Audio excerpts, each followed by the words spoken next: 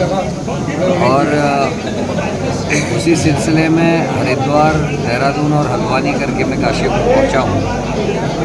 और संदीप सहगल जी के प्रचार के लिए हम लोग आए हैं। अभी कार्यकर्ताओं की बैठक है, कल दिन में भी मैं कई जगह बैठकें लूँगा और अपना जो हमारा विज़न है कांग्रेस का, उसको लेकर हम लोग अपने कार्यकर्ताओं से पहले चर्चा कर रहे हैं और एक अच्छा मुकाबला है और मुझे उम्मीद है कि संदीप सहगल अच्छे मार्जिन से इस चुनाव को जीतेंगे।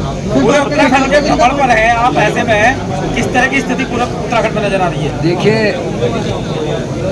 सीधा मैसेज है कि कांग्रेस चुनाव जीत रही है। इसीलिए अगर आप स्टार प्रचारकों की लिस्ट देखेंगे तो उसमें आदित्य योगीनाथ का नाम, योगी आदित्यनाथ का नाम भी है। और बीजेपी के पास, अगर हमारे पास विज़न है अच्छे पर्यावरण का, हमारे पास विज़न है कि घरों में स्वच्छ पानी आए, हमको आरओ लगाने की ज़रूरत ना पड़े, हमारा विज़न है कि स्कूलों में टीचर्स हो, अस्पतालों में डॉक्टर और दवाइयाँ हो, डेंगू जैसी बीमारी में जो नगरपालिका को करना चाहता फॉगिंग और वो जो नहीं हुआ है, सड़कों में गड्ढे हैं, तमाम नालियाँ भरी हुई हैं, हम उसको सफाई चाहते हैं। हम पर्यावरण का ध्यान रखना चाहते हैं, तो प्रदूषण है उसको हम कैसे ख़त्म करें, उस पर हमारे लोग बातचीत कर सामने से हमारे लोग बातचीत कर रहे हैं कि हम नगर पालिकाओं और नगर निगमों को कैसे अपने पैरों पर खड़ा करें कि हमको दूसरों से पैसे की ज़रूरत ना पड़े।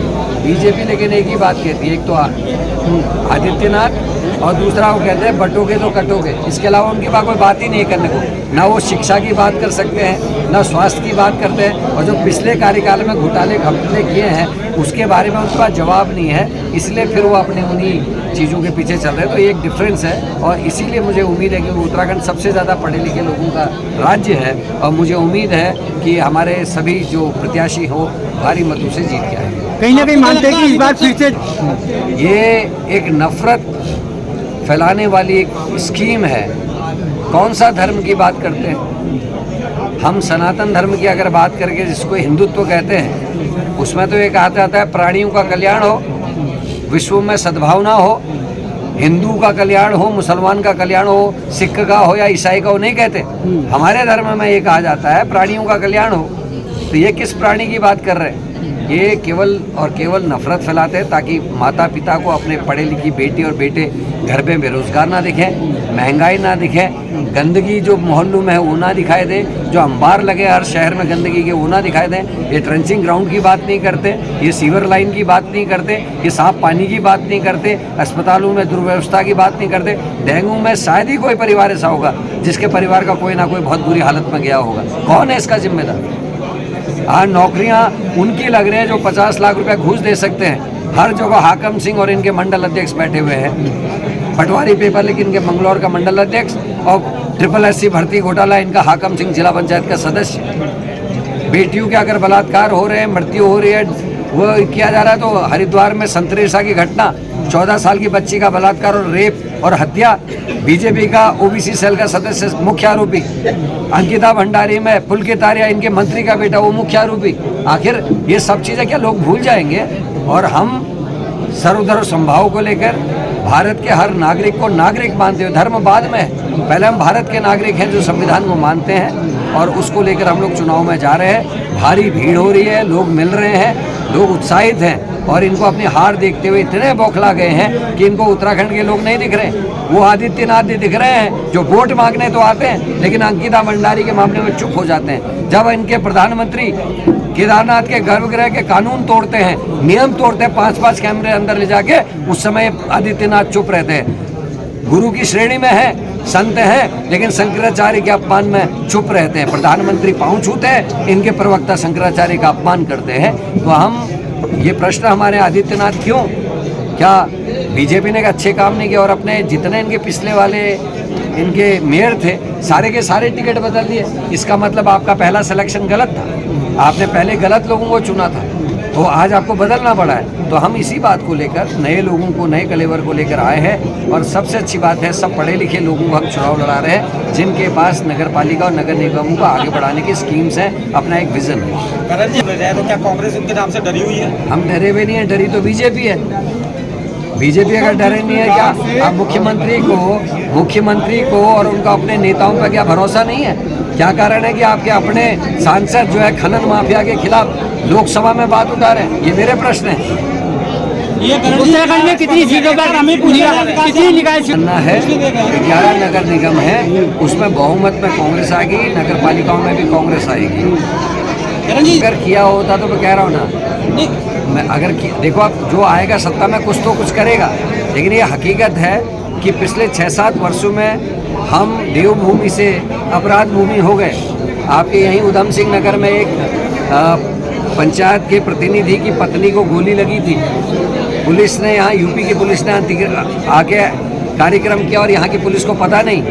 यहीं अंकिता भंडारी का मर्डर हुआ, यहीं आपकी नौकरियों में डाके डाले गए। आज NET के पेपर लीक हो रहे, पटवारी पेपर लीक, भर्ती घोटाले अभी तो हुए, ये कांग्रेस के समय में नहीं हुए, लेकिन जो किया है उससे ज़्यादा तो नुकसान किया। कोई नदी बता दो जिसमें खनन माफिया हावी नहीं है, हर जगह JCB और पोकलैंड खड़े हैं। तो ये हमारा उत्तर नहीं है, हम विपक्ष में हैं, तो ये तो जो सत्ता पक्ष है उसको जवाब देना चाहिए।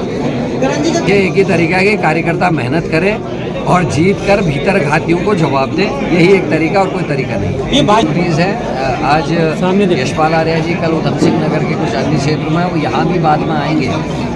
ऑब्वियसली हरीश रावत जी भी हरिद्वार और देहरादून में इस समय व्यस्त है, समय मिलेगा तो वो भी आएंगे।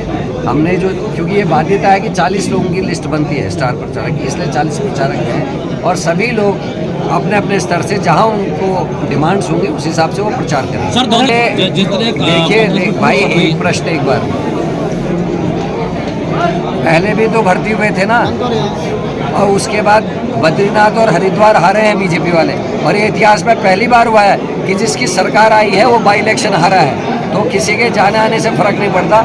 जो ईमानदार कार्यकर्ता है कांग्रेस में रहता है, जिनको सब कुछ मिल जाता है वही लोग वापसी भी करेंगे। जैसे वापसी नहीं होगी, कांग्रेस अपने परिवार अपने संगठन से काम करेगा। जो एन वक्त पर धोखा दे रहा है उनकी कोई घर वापसी नहीं। करण जी, जैसे स्थिति में आप क्या कहेंगे? केवल उनकी बात का एक ही जवाब दूंगा, पिछले 6 साल से उनकी सरकार है, उन्हीं के मेयर और उन्हीं के चेयरमैन बैठे हैं आज तक, तो उस बीच पर काम करने से किसने उनको रोका था? वो पहले आप में गए, आज बीजेपी में हैं और बहुत बड़ी बड़ी बातें उन्होंने की हैं। तो मुख्यमंत्री क्या इंतज़ार कर रहे हैं? जैसे केदारनाथ में हुआ, जिंदा रहते हुए विधायक के कोई काम नहीं हुए, और जैसे चुनाव 38 करोड़ की घोषणाएं कर दी। तो इसलिए मेरा ये मानना है कि घोषणाओं का क्या कहना है, लेकिन हम तो विज़न की बात करते हैं। उनको ये बताना चाहिए कि आने वाले 5 सालों में उनका विज़न क्या था। क्या भारतीय जनता पार्टी कह रही है निगम में क्लीन स्वीप करने जा रहे हैं, करण जी का क्या दावा है? देखिए, मैंने कहा हम बहुमत में आएंगे। भारतीय जनता पार्टी ने तो आप लोगों के बीच में ये भी कहा था कि हम मंगलौर और बद्रीनाथ को बुरी तरीके से कांग्रेस को हराएंगे, और पूरी कोशिश मंगलौर में बदमाशी हुई, पुलिस ने वोट देने से लोगों को रोका, मार पिटाई हुई। करण मेहरा प्रदेश अध्यक्ष नहीं जा सकता था, हरीश रावत पूर्व मुख्यमंत्री नहीं जा सकते थे, हमारे नेता प्रतिपक्ष नहीं जा सकते थे, लेकिन हरियाणा की गाड़ी पूरे मंगलौर में घूम रही थी। आप सबने, मीडिया कर्मियों ने उसको दिखाया, मैं आपको धन्यवाद देता हूँ।